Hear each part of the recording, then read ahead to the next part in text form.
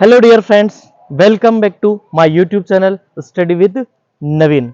आज अपन चर्चा करेंगे आने वाले जो आगामी भर्ती परीक्षा है, जो जैसे रीट 2026 में होने वाली है। जनवरी माह में 17 जनवरी को आप लोगों का रीट मेंस का पेपर है और 2026 में ही फरवरी में सीटेट का पेपर होने वाला है। सीटेट जो है सेंट्रल गवर्नमेंट की एक वो होती है पेपर, जिसमें आप सेंट्रल गवर्नमेंट का पेपर देंगे। उससे पहले आपको सीटेट क्लियर करना अनिवार्य है और स्टेट के लिए रीट मेंस का एग्जाम होने वाला है। रीट मेंस में आप लोगों के पास बहुत ही कम दिन बचे हैं, तो पहले अपन चर्चा करते हैं रीट मेंस के लिए। जैसे रीट मेंस में आपको पता है फर्स्ट लेवल वालों के लिए 5 सब्जेक्ट आएंगे और सेकंड लेवल वालों के लिए 1 सब्जेक्ट होगा, बाकी 3 अदर सब्जेक्ट होंगे। उसमें अगर आपको प्रिपरेशन करनी है तो मैं आप लोगों को मेन जो सब्जेक्ट पकड़ के चलते हैं अपन साइकोलॉजी, जिससे सबको डर भी लगता है, अपन उस सब्जेक्ट के बारे में अपन चर्चा करते हैं। तो जो मनोविज्ञान है, शिक्षा मनोविज्ञान जो आपके सिलेबस के अंदर जुड़ी हुई है, तो रीट मेंस में जो एग्जाम होने वाला है उसमें आपके पास 20 नंबर की साइकोलॉजी रहेगी, प्लस रीति विज्ञान जो आपका जुड़ा हुआ है वो भी इसी के साथ जुड़ा हुआ है। उसमें 8-8 नंबर का उसका कंट्रीब्यूशन रहेगा। तो अपन ये लेके चलते हैं कि केवल साइकोलॉजी 20 नंबर की आएगी, तो ये गलत होता है, क्योंकि रीति विज्ञान जो है वो शिक्षा मनोविज्ञान से ही निकली हुई है, पेडागोजी जिसको कहा जाता है। तो मनोविज्ञान जो है वो हर एक सब्जेक्ट के पैरेलल चलती है। अब अपन चर्चा करते हैं स्ट्रेटेजी के ऊपर कि आपको कैसे, अब बहुत ही कम दिन बचे तो अब अपन उसको कैसे करें, क्योंकि कॉन्सेप्ट आप लोगों का क्लियर हो चुका होगा, कहीं कोचिंग से पढ़ा होगा, कहीं से पढ़ा होगा, बुक से आपने स्टडी करी होगी, जहां से भी आपने करी हो।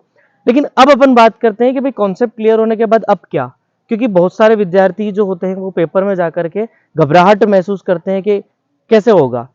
कुछ विद्यार्थी जो होते हैं वहां जाकर के बिल्कुल पूरी तरीके से निश्चिंत होकर पेपर करते हैं। तो वो क्यों कर पाते हैं? क्योंकि उन्होंने पूरा उस पेपर को समझा है, किस प्रकार से पेपर देना है।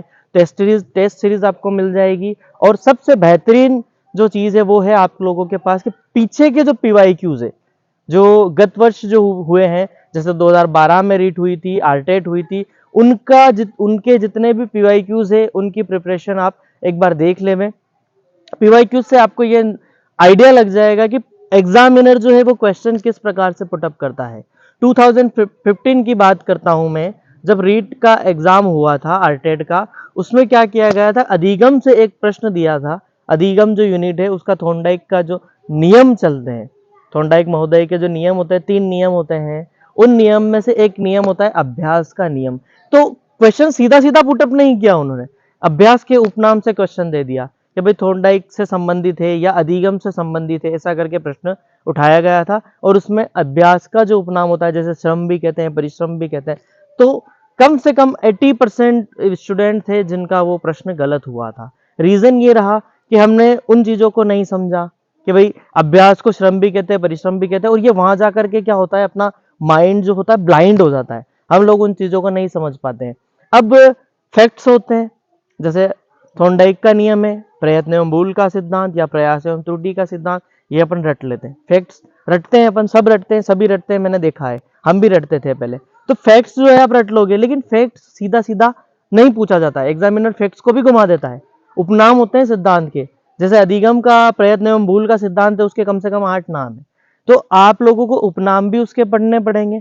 और मेन जो रहेगा आपका कि आपको पुराना पीवाईक्यूज, आप उनसे पीवाईक्यूज को आपको कंप्लीट करना पड़ेगा। पीवाईक्यू से आपको उन चीजों के बारे में पूरी पूरी जानकारी मिल जाएगी, क्योंकि साइकोलॉजी में कॉन्सेप्चुअल आधारित क्वेश्चन भी पूछे जाते हैं। जब मान लीजिए 20 क्वेश्चन आएंगे तो 7 से 8 फैक्ट्स पूछ लेंगे, लेकिन 12 क्वेश्चन ऐसे रहेंगे जो आपको कॉन्सेप्चुअल पूछे जाएंगे कि अगर आप टीचर होते या अगर आप किसी विद्यालय के शिक्षक हैं और वहां का एक बच्चा बार बार विद्यालय से पलायन कर जाता है, इस स्थिति में आप क्या करेंगे?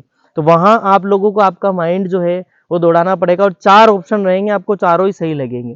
चारों नहीं तो कम से कम 2 तो ऐसे अप्रोप्रिएट रहेंगे कि आपको दोनों सही लगेंगे, और वहां आपको पकड़ना पड़ेगा एक उत्तर। वो किसके आधार पर पकड़ेंगे आप? साइकोलॉजी के आधार पर। ये आएगा आपके रीति विज्ञान में, या साइकोलॉजी के अंदर भी दे दिया जाएगा, क्योंकि रीति विज्ञान और ये दोनों पैरेलल ही चलेगी आप लोगों के। तो सबसे मेन मुद्दा रहा आपका पीवाईक्यूज का और फैक्ट्स बेस का। तो आप लोग यूट्यूब पे भी देख सकते हैं, बहुत सारी फ्री क्लासेस आपको मिल जाएंगी, पीवाईक्यूज के पुराने सेट्स मिल जाएंगे।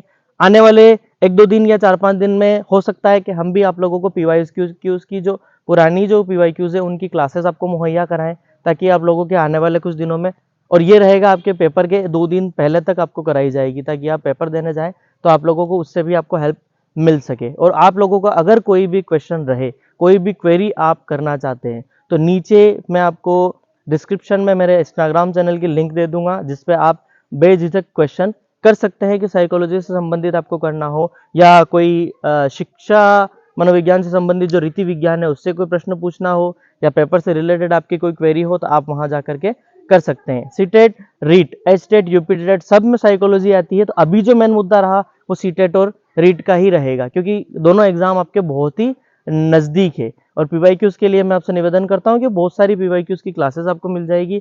हम भी बहुत जल्दी प्लेटफॉर्म पे लाने वाले हैं, तो आप पीवाईक्यूज देखें, और पीवाईक्यूज देखने से आपको बहुत ही फायदा मिलेगा। ये स्ट्रेटेजी अगर आप रखते हैं तो आप इजीली सीटेट या रीट क्रैक कर सकते हैं, क्योंकि भविष्य जो है, भविष्य में आपका नौकरी लगने का जो रहेगा, तो आप अभी मेहनत कर लेंगे तो आपको आगे जा करके बहुत ही अच्छा उसका फायदा मिलेगा।